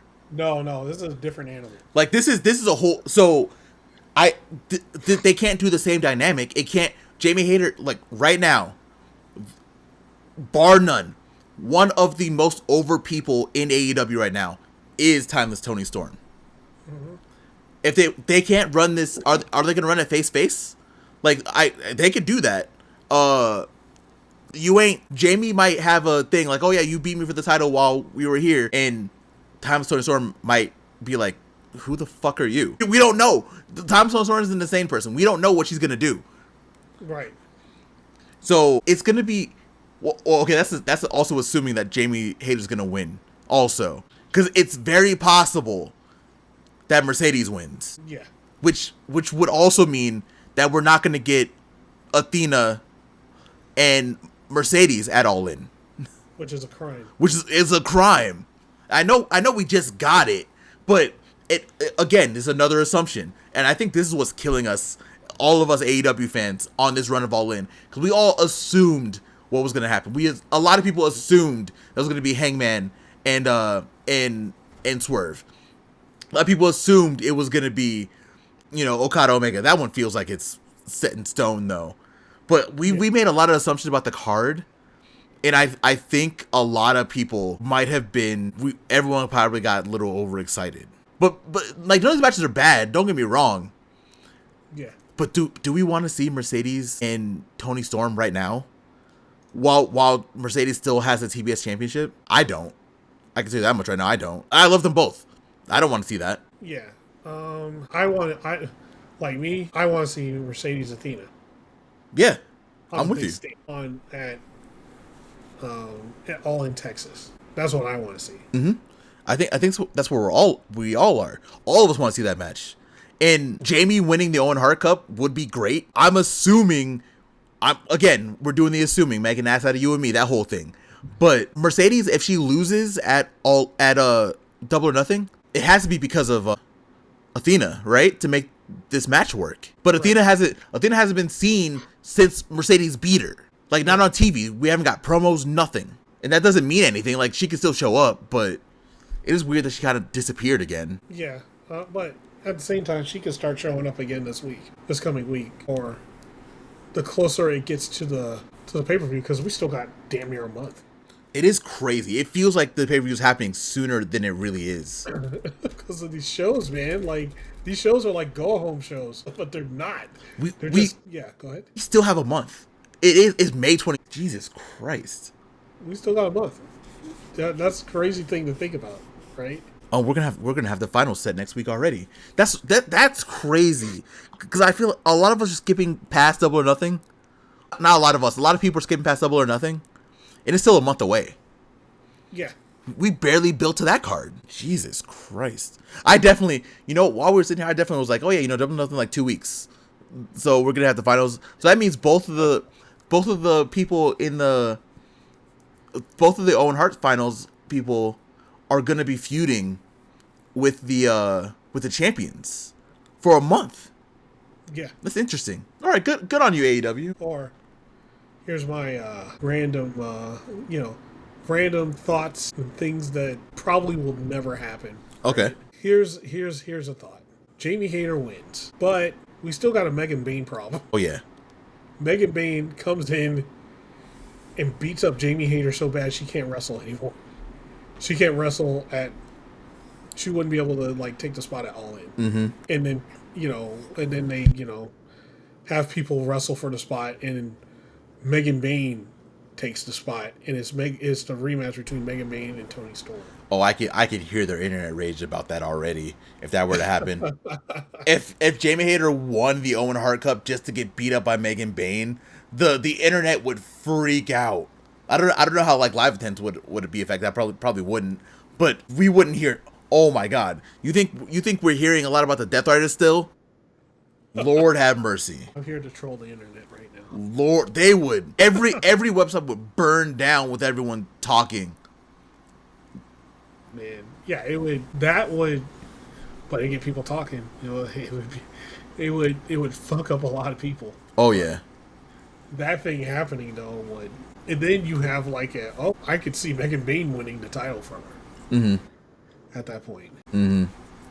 But that ain't gonna happen. No. It's gonna be Jamie and Toni, and I'm just gonna say it right now. Toni Storm's retaining. Yeah, more than likely. It feels like I don't know. It definitely feels like no matter who wins the Owen, and as much as I love Mercedes, I definitely do not want it to be Mercedes. I definitely want Mercedes to be doing other things, but it definitely does feel like now that Jamie's here in this spot, it's gonna be Jamie, because if Kris was here, everyone was just gonna assume it was gonna be Kris, because everyone wanted Kris to win this Owen. But she's in that spot where Hangman kind of is, right, where she is also a very beloved fan favorite that is also used to enhance everyone, because that's just how good she is. Yeah, but she can also win whenever she wants. Mm-hmm. She's legit enough to win at any time. Yeah, I guess this also opens up. You know what? This also opens up too. We don't know who Toni Storm's gonna be wrestling at Double or Nothing yet. Correct. Yeah, we don't. And if we're going back to the men's world title, we don't know who Moxley's gonna be wrestling at Double or Nothing yet either, because we found out on the show that Samoa Joe and Moxley is not happening at the pay-per-view. Nope. It's happening in Chicago in a few weeks. In a few weeks, yeah. And again, this is another thing. Like, it definitely feels like Double Nothing's gonna be like in 2 weeks, and it's really not. That's still throwing me off. Yeah, it's a month away. It's still a month away. But yeah, it's going back to the women. It definitely is interesting that Kris did not win here. But maybe it's because we already got Athena Mercedes. We got Mercedes Statlander twice already. I definitely wouldn't have minded again, but it is what it is. Yeah. Well, we'll see what happens in a month. It's crazy. Well, yeah. This you know what? Before we move on to Collision, this means that Athena, I keep on doing it because I want Athena Mercedes so bad. That I want Statlander. That Jamie and Mercedes, they're gonna feud for a month then. Yes. Before going to the Owen. Yep. That's crazy. So it's gonna the Owen Hart finals for both, or we'll have a proper build all the way up to the. That's crazy. AEW never does this. This is interesting. I like this a lot. you have any more thoughts on Dynamite as a whole, or this segment that we were just talking about? No. Well, actually, I think Dynamite as a whole was a fun show. A lot of great segments actually on this show. Mm-hmm. A lot of fun ones. They weren't boring. Like none of the, cause you know how some of the talking segments they can be, they drag out and they're a little boring sometimes. Mm-hmm. This is one of the shows where none of them were boring. They were actually very entertaining. So I enjoyed the show. And the last match, the only thing I could say is I wish it was about 5 minutes longer for Stat and Jamie Hayter. Yeah, same. It definitely feels like it didn't get as much respect as Mercedes Athena did in Boston. Well, Mercedes Athena got the Bryan versus fucking Kenny Omega thing. That AEW makes the first match of a show and the last match. Sometimes it feels like the first match is more important on like TV, but they do the opening match and the main event are very important to AEW. Yeah. So it works out.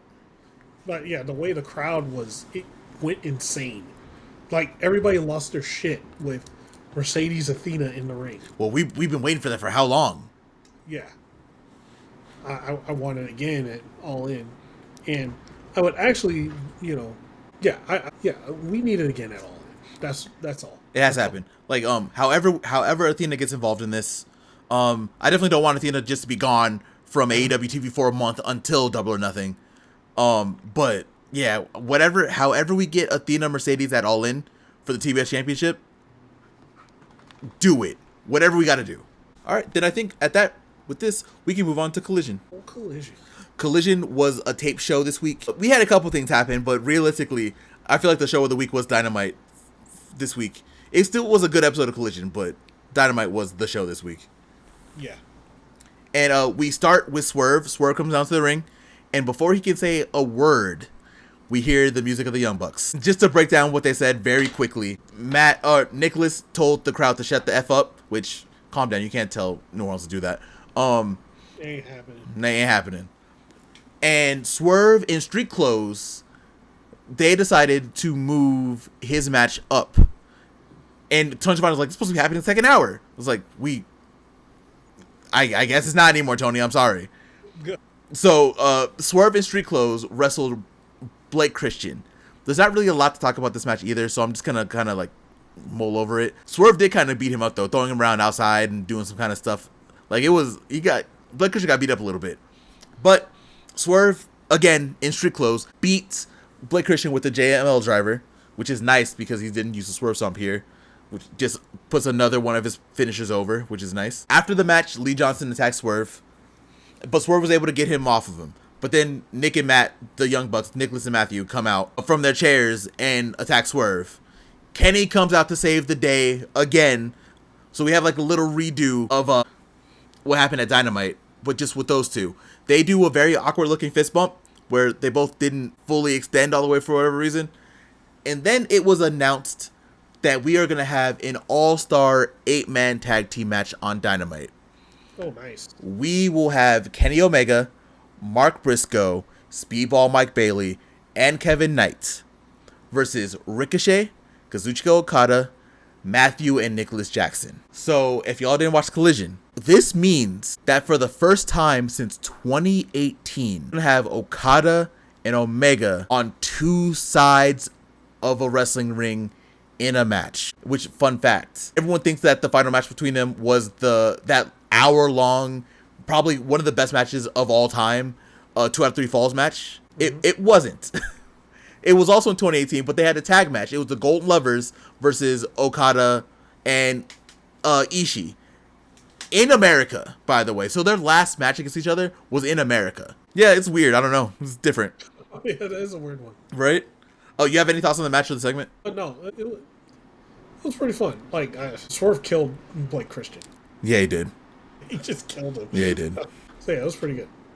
I enjoyed it. Next up, we had a backstage segment with Samoa Joe. Samoa Joe called Jon Moxley an agent of chaos, and he basically used this time to hype up his match against Moxley at Dynamite Beach Break on May 14th. Again, I know we just talked about it, but Jon Moxley versus Samoa Joe is not going to happen at this time, at least. At Double or Nothing, it's happening on TV in a few weeks. That's actually pretty crazy. It is. This means that we can still get the Death Riders and the Elite in Anarchy in the Arena. It's still very possible. There might not be a Hangman there because Hangman might be in the finals during this time, but we'll see. You have anything on Samoa Joe before we move on? No. Next up was actually my match of the night. This was probably the best match on Collision. That's really not saying a lot because there wasn't a ton on Collision, to be honest. Right. But we had the Women's World Championship Eliminator match between Queen Aminata and Toni Storm. I'm not really going to break this match down too much. A lot of people are going to remember that Queen Aminata was hitting Timeless Toni Storm a lot with her ass. That's what a lot of people are going to remember from this match because she had a lot of hip-based offense. Queen Aminata did, which was interesting in this match. But the thing that I'm going to remember from this match is Queen Aminata basically dominating Toni Storm for like 70-80% of this match. It was really good. Queen Aminata basically had Toni Storm's number, but Toni Storm was able to hit that hip attack and the Storm Zero to end the match. That's not really it, so Queen Aminata's not going to get a world title shot, and that's where we are. You have any thoughts on this match? No, it was Queen Aminata's first match back. Mm-hmm. So actually, she's kind of like she's gearing up for what is it? The Ring of Honor Women's Pure Championship. I think she's gonna be the first pure champion over there. I think. Yeah, because it's gonna be her and Serena Deeb. Yeah, the most obvious finals that's gonna happen in Ring of Honor. Yeah. Yeah. Queen Aminata should definitely win that because Queen Aminata should be pure champion for sure. Mm-hmm. Next Next up, kind of random. We were backstage with Jay Lethal, Jeff and Karen Jarrett, and Big Sat. Big Sat. They were looking for Sanjay. Sanjay kind of walks up and is like, "Hey, what's going on, everyone?" And everyone got mad that Sanjay has not been around lately. Jeff Jarrett said that he wants AEW Gold. Jay Lethal called him the leader, and Jeff Jarrett laughed about it. But it feels like, I don't know where this kind of came from. I haven't been watching Ring of Honor lately. This could be like a Ring of Honor thing that's happening. But it seems like everyone in the group is mad at Sanjay, and I'm not really sure why. Like this filled time, but I just kind of want to see where this is going next. But bright side, we got Jay Lethal and Big Sat back on TV, at least for a moment. For a moment, we got him there. Exactly, a win is a win at this point, right? We'll take it. Well, actually, Jay Lethal was on. Well, yeah, they're on Ring of Honor AEW TV. Jay Lethal was on Ring of Honor a couple of weeks ago, I think. He's been on a lot lately, from what I remember. But I haven't had like the time to watch Ring of Honor lately, so I am completely out of the loop on what's going on over there right now. Next up, we had the segment that I hated the most, followed by the match that I loved the most. We had Max Caster's Best Wrestler Alive Open Challenge. As this has been happening, that piece of garbage said New Orleans doesn't have any playoff hopes, and to not put myself in a rant because I am very mad about what the Pelicans and the Saints are doing right now. I'm not going to get into the rant. We're not going to do it. We find out that the Open Challenge... we'll talk about that later, but we find out that the Open Challenge person who's going to be taking on Max Caster is Hologram. Captain of Collision. Captain Collision. Hologram beat that ass too, as per usual. In these Open Challenges, that's what happens. As expected. I do want to say this before we move on. Max Caster is really getting over with the fans with this chant. Like, this was the loudest I've heard this chant so far. The "Let's go, Max, you're the best wrestler alive." It goes to show that even if you are losing, literally squash matches, he's literally talking and getting squashed. If you are entertaining enough, you can make losing, that can make you more popular. Oh yeah, no, like not only that, but he found something and got over on his own, right? Yeah. Something a lot of, I ain't gonna name names, people that went over, that just left. We mentioned them earlier, but those guys they couldn't figure out why they couldn't get over or anything like that, and they didn't try anything, and then they just hated life and hated it for everyone else. But Max is out there. He's like, okay, I can do my own thing now. All right, I'm gonna try this, and it's working. He is very entertaining. Very entertaining. Yeah. When whoever he beats first, that's gonna be big. It's gonna be huge. It'll be funny. All right, it's gonna be ironic funny, but it'll be funny. Like, Bowens is going on this huge streak, and Max Caster beats him. That would be kind of funny. It would be a full circle moment at that point. I actually wouldn't mind that. That'd be really. Yeah. And then they feud for a little bit, and then Max goes back to doing what he's doing. That'd be interesting. Because they are doing the, what's his name? He's doing a better version of, what's the guy's name? He's in TNA now. He's part of the system. It's not Eddie Edwards. It's not Moose. I don't even know who's part of the system anymore. It's the guy that used to tag with, what's his face? Matt Cardona. Hawkins. What's his name? Kurt Hawkins. Right? Yeah, Kurt Hawkins. There it is. I don't know what he's named in TNA. I don't think it's Kurt Hawkins, but I know what you're talking about now. Yeah, but they're doing the thing where he lost like 199 matches in a row, right? In WWE. Mm-hmm. But just a more entertaining version of that. Brian Myers. There it is. I have to look it up because I could not remember what his name is now. Yeah, Brian Myers. All right. Next up, we had an interesting one. We had our blow-off match for the long feud between Top Flight and Crew. Yep. This definitely felt like a feud of a big match. A lot happened in it. I did take some notes, but I think I'm going to just avoid those. I'm just going to talk about the end of the match instead now. Other than they have Monogar beads out there, and people got slammed to the Monogar beads. I'm pretty sure that kind of hurt a little bit. Action Andretti threw Darius into the apron where Layla was standing, and Layla got knocked off and fell and just kind of was knocked out, I guess. She's a wrestler. I don't know. It happens every once in a while, but I don't like that kind of stuff. But because of that distraction, Darius got beat up he got hit with the Man of the Hour by Leo Rush and the Springboard 450 by Andretti to lose. So, in the match that everyone thought the Top Flight was going to win because they are the faces here and they needed to win, they did not. As they shouldn't. This actually, I feel like this match just should have never happened. Honestly, if it was supposed to, it should have happened like a few weeks ago. Should not have been now. Because we didn't see either team for a month and a half or something like that before they came back and started doing this stuff again. Well, we were seeing Top Flight, but they were just getting their asses kicked by everybody. Yeah. And then the Crew was just chilling, trying to find out what their name was. And then they find out, they finally said it was the Crew. And they got more Koopa Trooper gear made. And then, they started coming back out. I do think it's sad that they had to do this on the taped Collision, because this was just we're we're passing time. I don't know where Crew or Top Flight goes next now, because they can't keep on feuding with each other.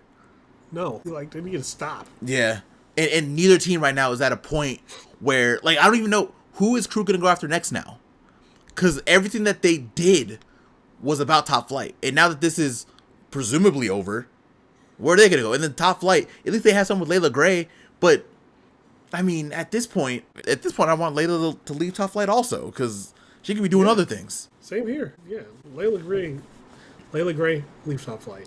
Please. They only bring you down. Please. Hey, you see what happened to Julia Hart the second she left? Griff Garrison and what's his name? Oh, they were the varsity athletes or whatever they were called? Yeah, the varsity blondes or whatever. Varsity blondes, there it is.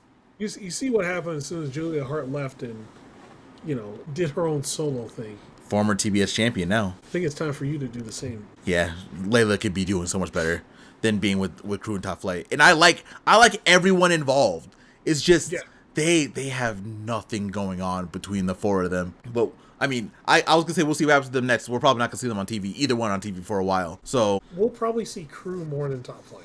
Possibly. Next up, because that's making me sad now at this point. Next up, we have our second women's match of the night between Anna Jay and Taylor Gainey. There's nothing to talk about here. Anna Jay hit the gory bomb pretty quickly, ended the match. After the match is what was interesting.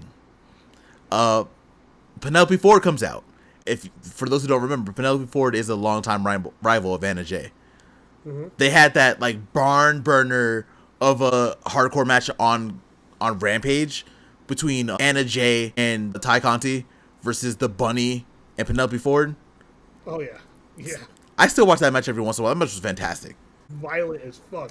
It was so good. That is the match that led to like all the women being able to do this, because the women did not have these chances. Like every once in a while they had them here and there, but now like they don't do too much anymore either now. But the women were able to get into some hardcore shit. Penelope Ford comes out and confronts Anna Jay, and whenever you see Penelope Ford, yep, Megan Bayne just is not far behind. On site. Megan Bayne's music hits, and usually, this is what I love this about this segment. Usually, like, they'll turn around, they'll wait for the person who's coming down, right? That music hit, Penelope Ford decked Anna Jay. Knocked her ass out and started wailing on her while Megan Bayne was slowly, also in her ring gear still, by the way, slowly walking down towards the ring, slowly gets into the ring, and then picks up Anna Jay for the face descent. Mm-hmm. So everyone was like, oh, Megan Bayne has been buried. Megan Bayne is now in another feud that she is going to win against Anna Jay. Yeah. Since when was Megan Bayne buried? A lot of people get really, she lost her match against Toni Storm. She was buried. Because people think now, for whatever reason, that losing via a small package, via a wrestling maneuver, is bad. So I don't know. The most devastating move in all sports entertainment is the small package. Yes. If you is the move with the highest win percentage. It's a wrestling maneuver. And yes, I stole that whole line from Simon Miller. But yes, shout out to Simon. It is the most devastating move in all professional wrestling. The small package. You know how people get online. They see one loss and they go overboard for everything, because Megan Bayne was buried because she lost one match, despite the fact that literally after she was doing 2v1s for 3 weeks and beat everybody, and now is going to be wrestling Anna Jay. Yeah, like so they don't know what the definition of buried is. They don't know the definition of any of the words that they're using. If you want to see what buried is, look at Alex Riley. Lord have mercy. And what happened to him. That's what buried is. He couldn't even get back on TV. No. He was buried. It was because of, God, I wish I remembered the match. I think it was either against Cena or Randy Orton. Cena, Randy Orton, or The Miz. I'm going to assume Cena, because we've heard horror stories about Cena in the back. And something happened, and it didn't... Something Cena did not like, and after that, he got completely removed from everything. It became like not even a commentator. He was just like the guy in the back that got pushed around. Yeah, it's a shame. Well, If yeah, you want to see what buried is, look at. I implore all of you to look up Alex Riley. you know how it is. They don't know anything. They like to use wrestling. We talked about this a long time ago. Like on before we made this podcast off the top rope, we talked about this. Where a lot of people use wrestling terms, they don't know what they mean. That's why I don't like using them. Do I know what they mean? Yes. But I'm also not in wrestling. That's why I try not to use them a lot. I use every once in a while, but really no. After Anna Jay and Taylor Gainey, we had a video packet for Mercedes Moné versus Jamie Hayter. Not really too much came out of that. Just a fun little promo. But then after, we had, sadly and randomly, our Bandito defended the Ring of Honor World Championship for the first time against Jurlistico. Mm-hmm. The match is very good, don't get me wrong. But this is one of those things where I kind of wish it would have been on Ring of Honor.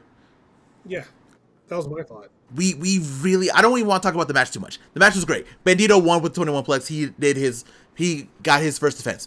Whoop-de-doo. Why are we still doing this? Why can't they please do some of this stuff on Ring of Honor? Please. Yeah. I don't know why they won't. I don't know what's going on. There was a big conversation this week where, wrestling fans went kind of crazy, but I kind of agree with them.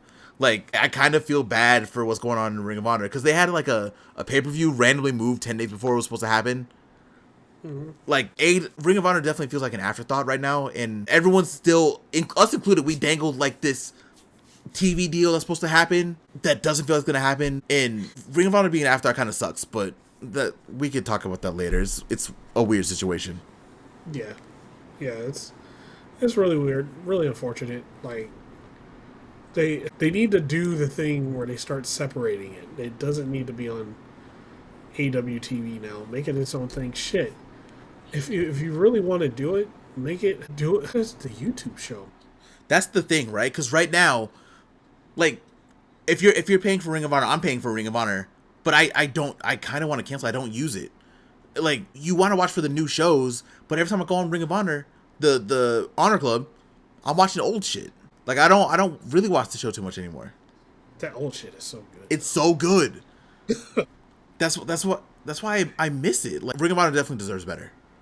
Yeah, like, if you ever get to that point where it was Jay Lethal when he was holding he had the TV title for almost 2 years, and then he finally collided in that crash course between him and Jay Briscoe. Bro, holy shit, that was so good. I watch some of their matches every couple months at this point now. Yeah, but yeah, Ring of Honor, that's probably gonna be another thing we talk about pretty soon. But Ring of Honor definitely needs to change. If AEW needs to establish what it is, and we need separation. And if not, if they can't even put it on YouTube, they keep it behind a paywall. Whatever, I don't know. Yeah, they for sure need to just do it like they were doing Dark, man. Something. And also bring back Dark. Right? Make Ring of Honor separate and just use that time for Dark. Yeah. Next up, we had probably my least favorite promo segment of the night between Big Bill and Brian Keith. Brian Keith is still brainwashed about Chris Jericho, which is annoying. But Big Bill said, "Hey, we got crack clothes anyway." And Big Bill challenged the Gates of Agony, so we're gonna get that pretty soon. So I'll take that. But I don't care about the Learning Tree stuff. Even with Jericho gone, I still don't care about it. And Bounty Hunter being brainwashed kills me. But you have any thoughts on that one at all? No, not really. Yeah, I figured. We're gonna move on to another very quick match. We had Roosh versus AR Fox. It felt like AR Fox didn't get any offense, but he did. He got a couple high fly attacks in there, but Roosh killed him. Bull's horns, the nicest Bull's horns we've seen in a while though. Wasn't like he didn't kill him because he probably didn't. Because he knew better. He knew better, yeah. But yeah, Roosh takes the win over AR Fox. Very quick match. Anything for this one? Probably not, I'm guessing. It was fun. It was a fun match. AR Fox did take it to him right in the beginning of the match. Mm-hmm. And then, yeah, Roosh killed him. Yeah, it was pretty quick. Yeah. Next up, we had Roppongi Vice. This was their first promo backstage since reuniting and becoming part of the Don Callis family. Both Trent and Beretta, which is funny. Both Beretta and Rocky feel disrespected. And Rocky specifically, he called out the conglomeration because they didn't put him on the t-shirt, which was weird now that I think about it. Yeah. Then Rocky is like, hey, and runs over, and the Outrunners standing there. So it's the first time we've seen the Outrunners since losing to the Syndicate, and they got their asses beat by Trent and Rocky. And they said, you're gonna start respecting us and respecting what we do from now on. So we got not only heel Roppongi Vice, but they are very motivated. So as long as they can stay on TV, we should have a very good tag team in Roppongi Vice on AEW. They're going to be on TV because they're part of the Don Callis family. Thank God. Dude, like, if you're in the Don Callis family, it's like akin to being part of Paul Heyman's group, right? Or anything, right? Yep. You're on TV. Look, Brian Cage wasn't on TV. Joined the Don Callis family, was on TV almost every week after that. Sadly, he's hurt now, which sucks, but yeah. Yeah. I'm sad about that. I am too. He was doing the best work. He was doing his best AEW work so far. It's sad that tore something. He might be out for like a year, so that sucks. Yeah, it's pretty bad what happened. And then Lance Archer, he's on TV every week now. Mm-hmm. Like, he wasn't on TV at all for like almost a year and a half, 2 years. Joins the Don Callis family on TV every week. After he got traded from Jake to St. Roberts, right? But yeah, like, Roppongi Vice, they're going to be on TV. It's going to be nice to see what they do. Next up, we had another video package, this time hyping up our semifinal match between Pro Star Kyle Fletcher and Hangman Adam Page. Usually, I don't quote verbatim what people say, but I felt the need to quote what Hangman said here because it was particularly deranged.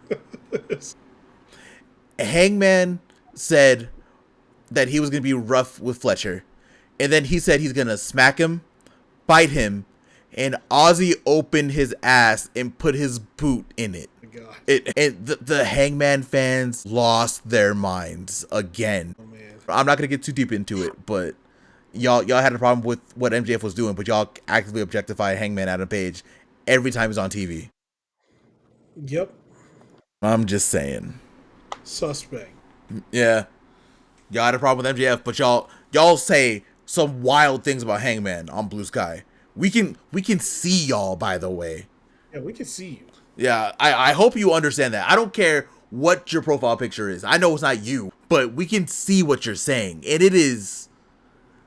I kind of want to call the cops sometimes because some of y'all are wild. But then we move on from that, and we're going to go straight to the main event. We have FTR versus Paragon. Roddy and Kyle O'Reilly. Roddy got End of Heartache back, which was his Ring of Honor theme, which is very nice to hear again. And then, like I said, I'm not going to break down this match too much. The one thing I want to note, though, is we talked about FTR being more heelish and more vicious. This match kind of showed it again. They didn't go as bad as they did on 2.0, but they were actively trying to hurt Roderick Strong at one point. They tried to break his leg. Did not look great. They did get the win, though. Stokely was there, too, by the way. Stokely was there. FTR did get the win. A very, very good win, by the way. They won with a spike pile driver. That's going to be their heel finisher. I very much enjoy that. Because they're hitting that shit snug as hell. It looks like when they hit that shit, it looks like they're killing somebody every time. I don't want to say this, but they might have the best assisted spike pile driver I think I've ever seen. One of the best, yeah. After the match, Adam Cole comes out, and he is with Paragon, but then FTR looks like they're about to attack Adam Cole. But then we get Daniel Garcia. He comes out with a crowbar and threatens us FTR, basically saying that every week, if wherever y'all are, I'm going to be here, and y'all are going to regret what you did. And that ends Collision. The match, by the way, was a fantastic tag match. But we've seen this match a couple times now. It's been great every time, but it's still very good. Do you have any thoughts on the match and Collision? The match, yeah, as you said, the match was fantastic. You hardly ever have a bad Roddy Strong and Kyle O'Reilly, and then paired with FTR. Like, come on. Mm-hmm. It's not going to be a bad match at all. Exactly. Coming out to Killswitch Engage again. Well, the best version of Killswitch Engage with Howard Jones. Yes. By the way. Yes. The other lead singers suck. Howard Jones was the best one. I'm just going to put that out there. You could argue with me in the comments, but you're wrong.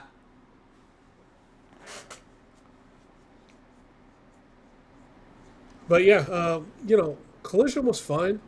But Collision was a good show. it was still a good show no matter what, right? It's not at the level of Collision, but you can't have these high octane collisions like we've had for the past like 5 weeks or so. There's got to be one that's just good, right? And this was a very decent collision. There was nothing like really wrong with it. It's just that you put it next to all these crazy ones that we had these past few weeks, and then it looks like, oh, they're going down. They're not going down, guys. It's just you can't keep that high octane for a year.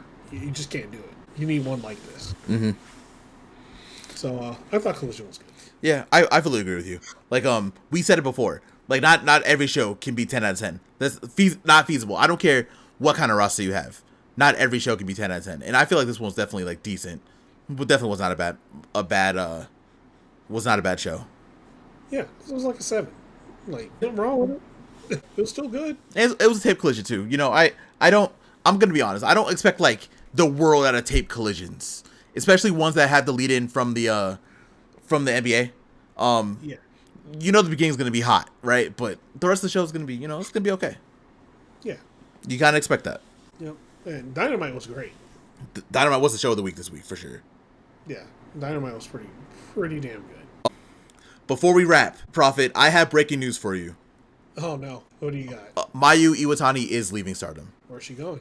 We don't know, but she didn't say. They're actively doing the press conference right now as we're recording. Oh no shit. Yeah. Okay. So Mayu is leaving Stardom. So I'm going to assume that she's going over to Marigold, more than likely. With Rossi. Like, Rossi's the one who, like, if you don't know the story of Mayu Iwatani, we don't have time for that. Just know that Rossi took her out of basically her parents' basement from being, like, doing nothing for her whole life to become the Stardom icon. So he's probably going over with Rossi. So yeah, it is what it is. But that's it. Do you have any other thoughts? Anything that you want to talk about before we wrap this one up? No. I think we're good to start wrapping it up. Then y'all know what time it is. Thank you so much for listening to the podcast. We hope you enjoyed it. If you did, for sure, make sure you follow us on Blue Sky. If you've been here this entire time, again, thank you. All of our socials are on this screen right now if you're on YouTube. You can follow me at Shikoku, follow Prophet at Prophet, follow the entire podcast channel at THGPW Podcast, all on Blue Sky. We talk about a lot of stuff on there, so definitely follow all of us because we have a lot. We have good time. We talk about wrestling live. We do a lot of stuff and do things like that, so make sure you follow all of us. On top of that, if you aren't on YouTube, make sure you are listening to us on Spotify and rating us good over there also. We're gonna move our stuff pretty soon to everywhere, so you'll be able to hear us on all of your favorite podcast networks. But for right now, make sure you go to Spotify if you're not watching us on YouTube. Now, Prophet, tell them about the YouTube. All right, guys. So since you're on the YouTube channel, there's a few things I would like to ask you to do. First off, tap that like button because it not only helps us, but it helps get this podcast to other people out there that have similar interest to you, or that are interested in a great AEW podcast. Let's get the word out. Let's get it out to everybody. Second, I know we go through a lot of topics on the show. Don't be afraid to comment. We'll talk back. You don't worry, we don't bite. We'll talk back. And lastly, follow us and hit the bell button, because whenever we drop new content, you'll get it first. And, one of the things is you don't just get one podcast. You're going to get, you'll get 3, because we do this one off the top rope. This is guaranteed to be every week, unless I don't know, blizzard, or, we get hit by a car, knock on wood over here, something. You're going to get an off the top rope. And we have the Command Grab, which is our gaming show. And we talk about all the games that we're playing currently. And, probably hear about my story of waiting in line for the Nintendo Switch 2. That'll probably be at a later date, but your boy secured one. Besides that, though, there is also the OVA, which we talk about all the animes that we are watching. And if you're not watching Windbreaker, you need to. And yeah, so do that. Like, comment, subscribe, hit the bell button, get all of our stuff, and thank you. And you know what time it is. We gotta get out of here. So we're out. Peace.